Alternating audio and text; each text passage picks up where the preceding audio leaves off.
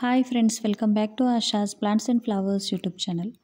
ಇವತ್ತಿನ ವಿಡಿಯೋನಲ್ಲಿ ಗುಲಾಬಿ ಗಿಡದ ಬಗ್ಗೆ ಕೆಲವು ಟಿಪ್ಸನ್ನು ಹೇಳ್ತಾ ಇದ್ದೀನಿ. ಅದೇನು ಅಂತಂದರೆ, ಮಳೆಗಾಲ ಇದ್ದರೂ ಕೂಡ ತುಂಬ ಜನರ ಒಂದು ಪ್ರಶ್ನೆ ಬರ್ತಾ ಇದೆ, ಮೇಡಮ್ ನಮ್ಮ ಗಿಡದ ಒಂದು ಕಟಿಂಗ್ ಒಣಗ್ತಾ ಇದೆ, ಸ್ವಲ್ಪ ಚಿಗುರು ಬರುತ್ತೆ ಒಣಗುತ್ತೆ, ಆನಂತರ ಮೊಗ್ಗುಗಳು ಬರುತ್ತೆ ಚೆನ್ನಾಗಿ ಅರಳಲ್ಲ, ಹಾಗೂ ಗಿಡದಲ್ಲಿ ಚೆನ್ನಾಗಿ ಗ್ರೋತ್ ಆಗ್ತಾ ಇಲ್ಲ, ಎಲೆಗಳೆಲ್ಲ ಕಟ್ ಆಗ್ತಾ ಇದೆ, ಹಾಗೂ ಇನ್ನೂ ಹಲವಾರು ರೀತಿಯ ಸಮಸ್ಯೆಗಳು ಗುಲಾಬಿ ಗಿಡದ ಬಗ್ಗೆ ನಿಮ್ಮ ಒಂದು ಕಮೆಂಟ್ಸ್ ಮೂಲಕ ನಾನು ಓದ್ತಾ ಇದ್ದೀನಿ.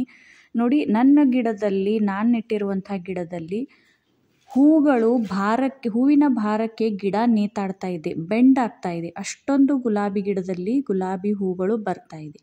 ಈ ಗುಲಾಬಿ ಗಿಡ ಅಂತ ಅಷ್ಟೇ ಅಲ್ಲ, ಎಲ್ಲ ಗಿಡಗಳಲ್ಲೂ ಇದೇ ರೀತಿ ಗ್ರೋತ್ ಆಗಿರ್ಬೋದು, ಹೂಗಳಾಗಿರ್ಬೋದು ಬರ್ತಾ ಇದೆ.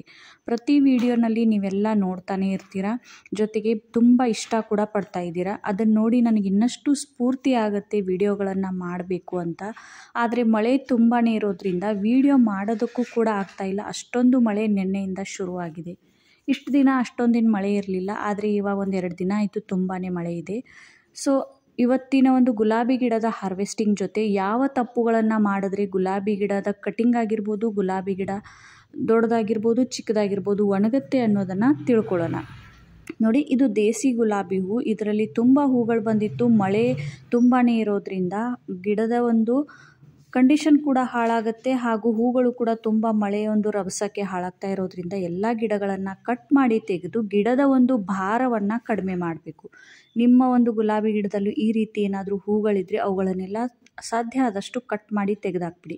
ಇದರಿಂದ ಮಳೆ ನೀರಿಗೆ ಗಿಡ ಎಷ್ಟು ಬೇಕೋ ಅಷ್ಟು ನ್ಯೂಟ್ರಿಷನ್ಸನ್ನು ಅಬ್ಸಾರ್ಬ್ ಮಾಡ್ಕೊಂಡ್ಬಿಟ್ಟು ಅದರ ಒಂದು ಬೆಳವಣಿಗೆ ಚೆನ್ನಾಗಾಗುತ್ತೆ. ಯಾಕಂತಂದರೆ ಮಳೆ ನೀರಿನಲ್ಲಿ ಗಿಡಗಳಿಗೆ ಬೇಕಾಗಿರುವಂಥ ಆಲ್ಮೋಸ್ಟ್ ಪೋಷಕಾಂಶಗಳು ಅದಕ್ಕೆ ಸಿಗುತ್ತೆ.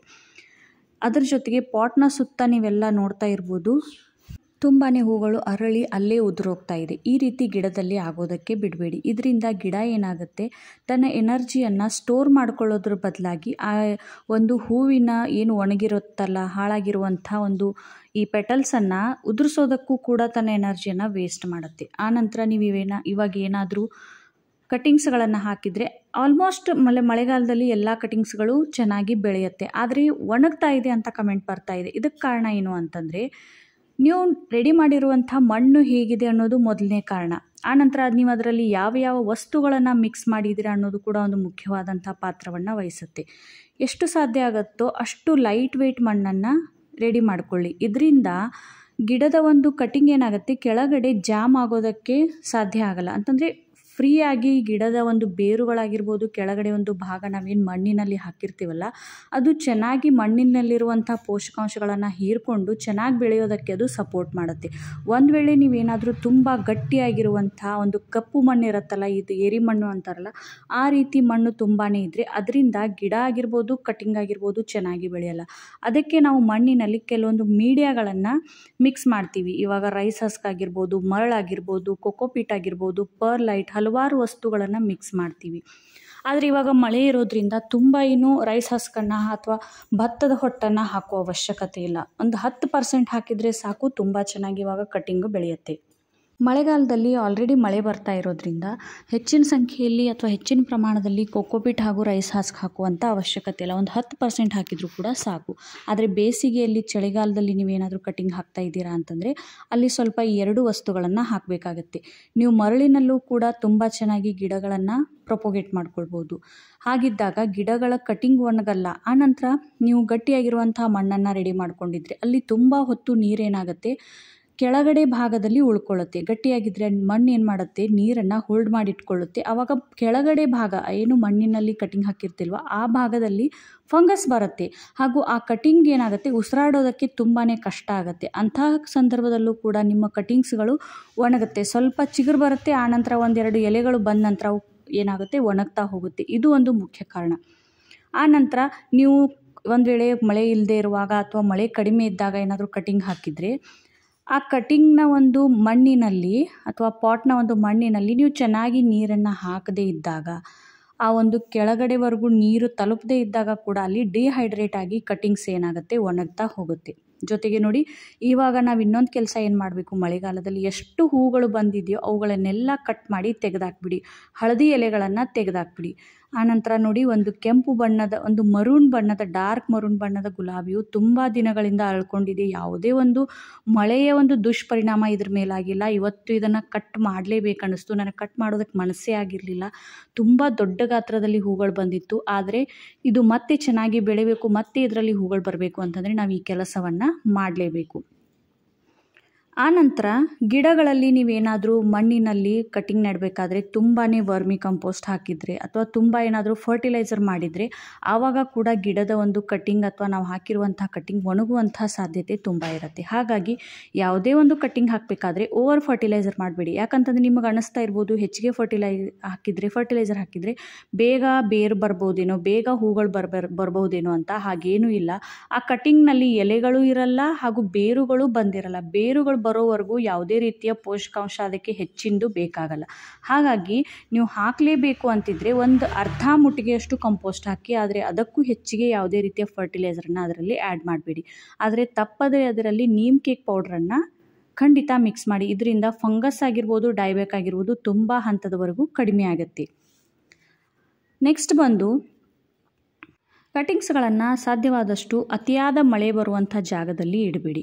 ಯಾವುದಾದ್ರೂ ದೊಡ್ಡ ಗಿಡ ಇದ್ದರೆ ಅದರ ಒಂದು ಕೆಳಗಡೆ ಇಡಿ. ಅಂತಂದರೆ ಆ ಗಿಡದ ಮೇಲೆ ಬಿದ್ದಿರುವಂಥ ನೀರು ಮಾತ್ರ ಅದಕ್ಕೆ ತಗಲ್ತಾ ಹೋಗುತ್ತೆ. ಇದರಿಂದ ಓವರಾಗಿ ನೀರು ಕೂಡ ಗಿಡದ ಮೇಲೆ ಬೀರಲ್ಲ. ಇದರಿಂದ ಗಿಡ ಒಣಗೋದು ಇಲ್ಲ. ನೆಕ್ಸ್ಟ್ ಬಂದು ಏನು ಅಂತಂದರೆ ಕಾರಣ, ಗಿಡದ ಕಟಿಂಗ್ ನೀವು ನೆಡಬೇಕಾದ್ರೆ ಯಾವ ಒಂದು ಕಟಿಂಗನ್ನು ಹಾಕಿದ್ದೀರಾ, ಸೆಮಿ ಹಾರ್ಡ್ವುಡ್ ಆಗಿದೆಯಾ ಅಥವಾ ತುಂಬ ತೆಳುವಾದಂತಹ ತುಂಬ ಸಾಫ್ಟ್ ಆಗಿರುವಂಥ ಕಟಿಂಗ್ ಹಾಕಿದ್ದೀರಾ, ಅದು ಮುಖ್ಯವಾದಂಥ ಕಾರಣ. ಯಾಕಂತಂದರೆ ತುಂಬ ಸಾಫ್ಟ್ ಆಗಿರುವಂಥ ಮೇಲ್ಗಡೆ ಹಸಿರು ತುಂಬಾ ಚಿಗುರು ಇರುವಂಥ ನೀವು ಕಟಿಂಗನ್ನು ನೆಟ್ಟಿದರೆ ಅದು ಕೂಡ ಒಣಗುತ್ತೆ. ತುಂಬ ಹಾರ್ಡ್ ಆಗಿರುವಂಥ, ತುಂಬ ಕೆಳಗಡೆ ಏನು ಕಾಂಡ ಇರುತ್ತಲ್ಲ ದಪ್ಪನಾಗಿರುವಂಥದ್ದು, ಅದನ್ನು ಹಾಕಿದರೂ ಕೂಡ ಏನಾಗುತ್ತೆ, ಕೆಲವೊಮ್ಮೆ ಗಿಡಗಳು ಒಣಗುವಂಥ ಸಾಧ್ಯತೆ ಇರುತ್ತೆ. ಕೆಳಗಡೆ ಭಾಗ ತುಂಬ ದಪ್ಪಾಗಿರೋದಂಥ ಒಂದು ಪಾರ್ಟನ್ನು ತೊಗೊಂಡ್ರೆ ಅಲ್ಲಿ ಚಿಗುರು ಬರುತ್ತೆ, ಅದು ಬರಲ್ಲ ಅಂತಿಲ್ಲ. ಅದು ಆಲ್ರೆಡಿ ಹಾರ್ಡ್ ಆಗಿರೋದ್ರಿಂದ ಅದು ಚೆನ್ನಾಗಿ ನ್ಯೂಟ್ರಿಷನ್ಸನ್ನು ಅಬ್ಸರ್ವ್ ಮಾಡ್ಕೊಳ್ಳೋದಕ್ಕೂ ಕೆಲವೊಮ್ಮೆ ಕಷ್ಟ ಆಗ್ಬೋದು. ಆನಂತರ ತುಂಬ ತೆಳುವಾಗಿರುವಂಥ ಮೇಲ್ಗಡೆ ಬಂದಿರುವಂಥ ಕಡ್ಡಿಯನ್ನು ತೊಗೊಂಡ್ರೆ, ತುಂಬ ಹಸಿರಾಗಿರುವಂಥ ಕಡ್ಡಿಯನ್ನು ತೊಗೊಂಡು ನೀವು ನೆಟ್ಟಿದ್ರೆ ಅದರಲ್ಲಿ ಏನಾಗಿರುತ್ತೆ, ಪೋಷಕಾಂಶಗಳನ್ನು ಹೀರ್ಕೊಳ್ಳೋದಕ್ಕಾಗಿರ್ಬೋದು, ಚೆನ್ನಾಗಿ ಸ್ಟೇಬಲ್ ಆಗಿ ಕಟಿಂಗ್ ಬೆಳೆಯೋದಕ್ಕೆ ಅದಕ್ಕೆ ಬೇಕಾಗಿರುವಂಥ ಎನರ್ಜಿ ಕೂಡ ಅದರಲ್ಲಿರಲ್ಲ. ಹಾಗಾಗಿ ಈ ಕೆಲವು ವಸ್ತುಗಳ ಬಗ್ಗೆ, ಕೆಲವು ಪಾಯಿಂಟ್ಸ್ಗಳ ಬಗ್ಗೆ ನೀವು ಗಮನದಲ್ಲಿಟ್ಕೊಂಡ್ರೆ ಖಂಡಿತ ನಿಮ್ಮ ಕಟಿಂಗ್ ಸಕ್ಸಸ್ ಆಗುತ್ತೆ. ಆನಂತರ ಗಿಡಗಳಲ್ಲಿ ಯಾವುದೇ ರೀತಿ ಓವರ್ ಫರ್ಟಿಲೈಸರ್ ಮಾಡಬೇಡಿ, ಓವರ್ ವಾಟ್ರಿಂಗ್ ಮಾಡಬೇಡಿ. ಚೆನ್ನಾಗಿ ಅದಕ್ಕೆ ಮೇಂಟೈನ್ ಮಾಡೋದ್ರಿಂದ ನಿಮ್ಮ ಗಿಡದಲ್ಲೂ ಕೂಡ ತುಂಬ ಒಂದು ಹೆವಿ ಫ್ಲವರಿಂಗನ್ನು ಪಡ್ಕೊಳ್ಬೋದು, ತುಂಬ ಬೇಗ ಗಿಡದಲ್ಲಿ ಚಿಗುರನ್ನು ಕೂಡ ಪಡ್ಕೊಳ್ಬೋದು. ಆಮೇಲೆ ಗುಲಾಬಿ ಗಿಡದ ಕಟ್ಟಿಂಗ್ ಹಾಕ್ತಾಯಿದ್ರೆ ಮೇಲಿನ ಭಾಗವನ್ನು ಸೀಲ್ ಮಾಡೋದನ್ನು ಯಾವತ್ತೂ ಮರಿಬೇಡಿ. ಗುಲಾಬಿ ಗಿಡ ತುಂಬಾ ಹೆಚ್ಚಾಗಿ ಡೈಬ್ಯಾಕ್ ಆಗೋದು ಮೇಲ್ಗಡೆಯಿಂದ. ಕೆಳಗಡೆ ಫಂಗಸ್ ಬಂದಾಗ ಮಾತ್ರ ಮಣ್ಣಿನಿಂದ ಮೇಲ್ಗಡೆ ಫಂಗಸ್ ಬರುತ್ತೆ. ಹಾಗಾಗಿ ಸಾಧ್ಯವಾದಷ್ಟು ಮೇಲ್ಗಡೆ ಕಟಿಂಗ್ ಮಾಡಿರುವಂಥ ಭಾಗವನ್ನು ವ್ಯಾಸ್ಲಿನ್, ನೇಲ್ ಪಾಲಿಷ್, ಹಲವಾರು ಮೇಣಬತ್ತಿ, ಈ ರೀತಿ ಹಲವಾರು ಆಪ್ಷನ್ಸನ್ನು ನಾನು ವಿಡಿಯೋನಲ್ಲಿ ಶೇರ್ ಮಾಡ್ತಾ ಇರ್ತೀನಿ.